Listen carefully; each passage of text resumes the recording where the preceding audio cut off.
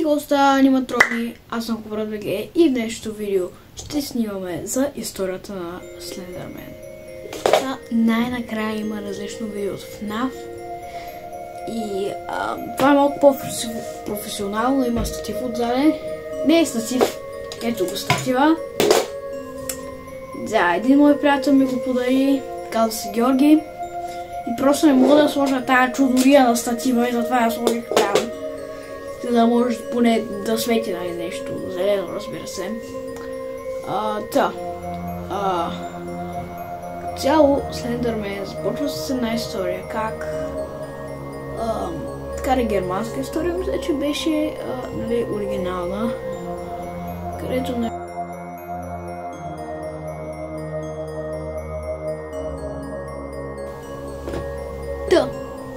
когато се случва на едно момиче. И това е, мисля, че е истинска история. Не съм много сигурен, не съм убеден, но мисля, че е истинска история. Едно момиче отива в гората, той е непослушно. И майка и баща й я търсят, пробват се да я намерят, но тя изчезва.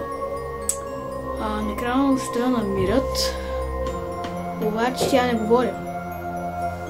Е така, няма нищо, не говори. И те водят на лека, нещо така нататък, но тя не говори. Просто не говори. До 20 години само е писала някакви работи, там не говори. Но когато е на 20, майка и баща я завеждат в една болница, където една лекарка има по-специален метод. И той е да накара момичето да зарисува това, което е видяла. Сега ще ви покажа рисунка, какво точно е нарисувал. Почти, не съм виждал картина какво точно е нарисувал, но ще пробвам да ви покажа нещо подобно. Така, тотално направих тази рисунка за 5 секунди, просто вярно. И ето какво точно е нарисувал момичето. Това е Слендърмен. Тотално направих тази рисунка за 5 секунди, знам. Казва на докторката това, майка и баща й се завели в същата гора, където е била. И тя се е молила на един кръг от леса.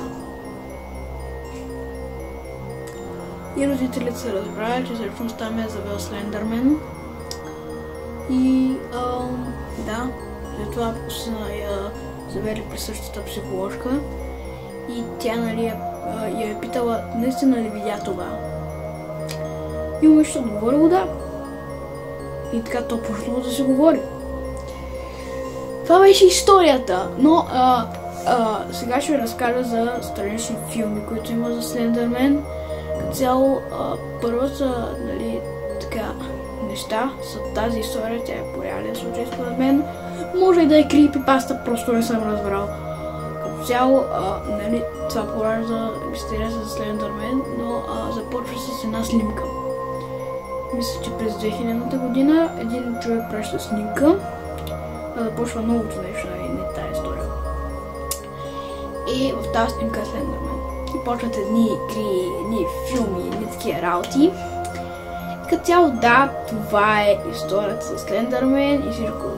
Не е всичко подробно за Слендърмен, но като цяло ви разказах една история за Слендърмен и след това как игри му и Като цяло, просто не се сетих за Слендърмен и как с мои приятели разследвахме случаи, защото намирахме такива бели кожички на земята от някакви обувки, някакви топки на игрището в училище. И така, хора, това беше от видеото ми и чао!